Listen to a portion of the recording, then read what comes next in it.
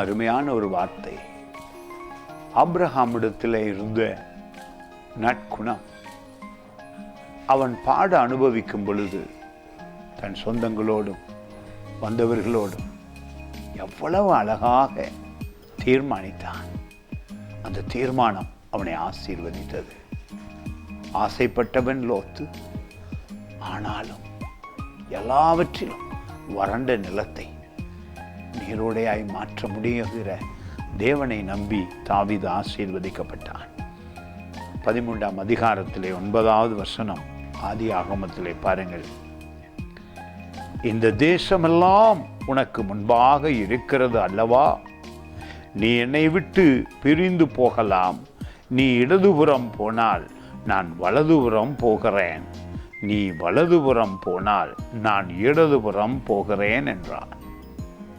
தாவீதுடைய ஆபிரகாமுடைய உள் மனதிலே அவனுக்கும் தேவனுக்கும் இருந்த அந்த ஆழமான உறவு துன்ப நேரத்தில் ஆறுதல் அளித்திருக்கிறது. லோத்து தன்னுடைய கண்களில் கிடைத்த ஆசைகளையும் அவன் பார்த்த அவனுடைய மன விருப்பத்தை நிறைவேற்ற பார்த்தான். ஆபிரகாமும் தேவனுடைய மன விருப்பத்தை நிறைவேற்றி வாழ்ந்து கொண்டு இருந்ததினாலே அவர் சென்ற இடமெல்லாம் ஆசீர்வாதமாயிருந்தார். உங்களுக்கும் அந்த ஆசீர்வாதம் உண்டாகும். ஆபிரகாமை போல உள்ளத்திலே தேவனையே நம்பி நில்லுங்கள், அவருடைய வார்த்தையவே நம்பி நில்லுங்கள். இந்த காலத்தில் மட்டுமல்ல, எல்லா காலங்களிலும் உங்களுக்கு தேவையான சகல நன்மைகளையும் இயேசு கிறிஸ்துவின் கல்வாரி ஆசீர்வாதத்துக்குள்ளாக பெற்றுக்கொள்ள முடியும்.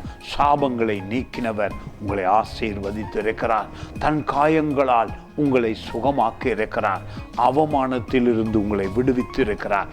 இயேசு கிறிஸ்து மூலமாக சகல நன்மையும் உங்களுக்கு உண்டாயிருக்கும். God bless you.